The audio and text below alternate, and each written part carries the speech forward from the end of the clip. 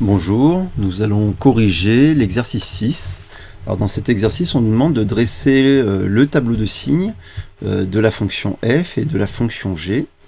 Donc là, cette fois, l'objectif, ce n'est pas de faire une lecture graphique, mais vraiment une étude algébrique du signe et de résumer ce signe dans un tableau de signes. Bien, alors commençons par la fonction f. Cette fonction, c'est un produit de deux fonctions affines, donc c'est très simple. On sait que c'est simple d'étudier le signe d'un produit, il nous suffit d'étudier le signe de chacun des facteurs, donc chacune des fonctions affines, et grâce à la règle des signes, on pourra en déduire le signe du produit. Alors on peut déjà préparer son tableau. Donc pour son tableau, ce tableau-là, on a la première ligne, ce sera donc la ligne qui va résumer les valeurs de la variable x, qui vont donc varier entre moins l'infini et plus l'infini. Ensuite, on va avoir la seconde ligne, ce sera le signe de x plus 6, du premier facteur. Puis le signe de moins 4x plus 7. Et enfin, dernière ligne, le signe de f de x, qui est donc le produit des deux. Alors, pour x plus 6 et moins 4x plus 7, ce sont des fonctions affines pour ces deux petites fonctions. On a besoin, pour trouver leur signe, alors plusieurs manières de s'y prendre. Une des façons, c'est de résoudre une petite inéquation. Par exemple, on peut regarder quand est-ce que x plus 6 est positif, et donc il suffit de résoudre cette petite inéquation. X plus 6 est supérieur ou égal à 0, si et seulement si x est supérieur ou égal à moins 6. Donc ça, c'est très pratique, parce que ça y est, on sait quand est-ce que cette expression est positive, c'est lorsque x sera plus grand que la valeur moins 6. Donc on va devoir indiquer la valeur moins 6 sur notre axe de valeur de x, et pour pouvoir placer le signe de x plus 6. Je ne le fais pas tout de suite, parce que j'ai besoin d'abord de savoir quelle est la valeur qui annule moins 4x plus 7, ou autrement dit, quand est-ce que moins 4x plus 7 est supérieur ou égal à 0. Alors, moins 4x plus 7 est supérieur ou égal à 0, si et seulement si moins 4x est supérieur à moins 7, on soustrait 7 à chaque membre de l'inéquation. Puis, on va diviser par moins 4 pour isoler x chacun des membres, mais attention, quand vous divisez par un négatif, ça change le sens de l'inégalité. Donc, on obtient x inférieur ou égal à moins 4, et moins 7 sur moins 4, d'après la règle des signes, c'est positif, c'est le quotient de deux négatifs, ça vaut 7 quarts. J'ai donc deux valeurs à placer dans mon tableau. On a la valeur moins 6 et la valeur 7 quarts. La valeur moins 6 est plus petite, donc elle est à gauche. La valeur 7 quarts est plus grande, elle est donc à droite. Vous placez vos deux valeurs, vous tracez les verticales pour bien voir les cases du tableau, qui permet de savoir que dans chaque case, il y aura un signe. Et ensuite, maintenant, on regarde chaque petite inéquation. X plus 6 est positif si et seulement si x est supérieur à moins 6. Donc, à droite de moins 6, on sait que x plus 6 sera positif. Donc, négatif à gauche, et donc ça s'annule en moins 6. Ensuite, moins 4x plus 7 sera positif lorsque x est inférieur à 7 quarts. Donc, inférieur à 7 quarts, ça veut dire à gauche de 7 quarts. Donc ici, moins 4x plus 7 est supérieur à 0, donc positif, donc on met un plus à gauche, un moins à droite, et donc un 0 ici. On applique la règle des signes, moins par plus ça fait moins, plus par plus ça fait plus par moins ça fait moins, puisque c'est un produit, et puis quand un des facteurs est égal à 0, le produit des deux est égal à 0. Voilà le tableau de signes de la fonction f. Alors ça, c'est une des méthodes avec les petites inéquations, de résoudre des inéquations qui permet de placer les signes du tableau. Mais on peut raisonner autrement, et donc pour le deuxième cas, je vais vous montrer une autre manière de placer les signes dans le tableau. Donc soit vous ferez après les résolutions des inéquations, soit vous raisonnerez autrement. Alors je vous montre la deuxième manière de résoudre ce problème. D'abord, g de x c'est un quotient de deux fonctions affines, et donc aucun problème, on peut facilement, lorsqu'on a un quotient de fonction affine, étudier le signe du quotient, puisque la règle des signes est encore valable. Donc il nous suffit seulement d'étudier le signe de chaque enfin du numérateur et du dénominateur. Tableau.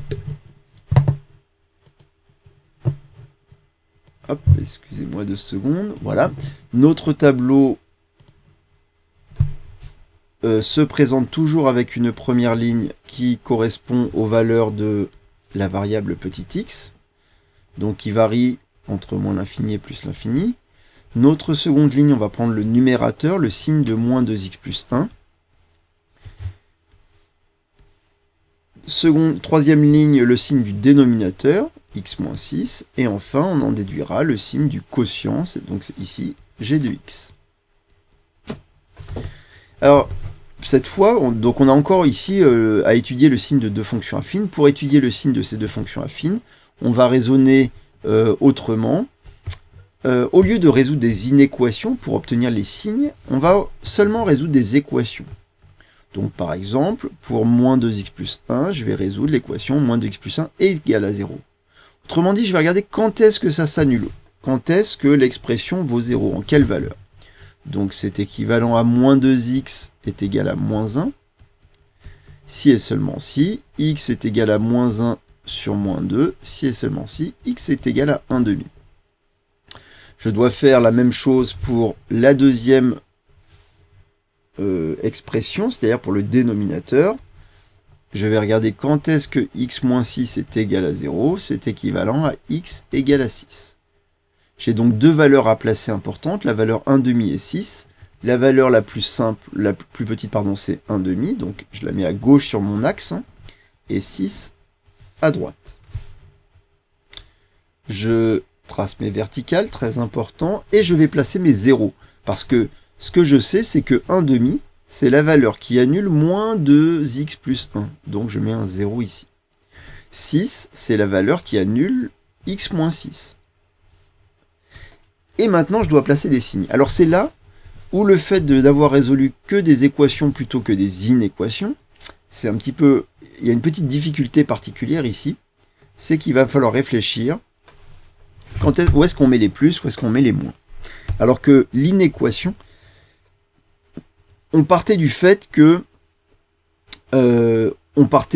notre expression, regardait quand est-ce qu'elle était positive, c'est-à-dire que ça nous indiquait à quel endroit on mettait les plus. Là, c'est plus le cas. On a placé nos zéros, maintenant on raisonne autrement.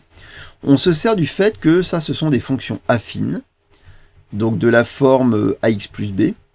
Je peux l'appeler f de x égale à x plus b, si vous voulez, l'expression d'une fonction affine.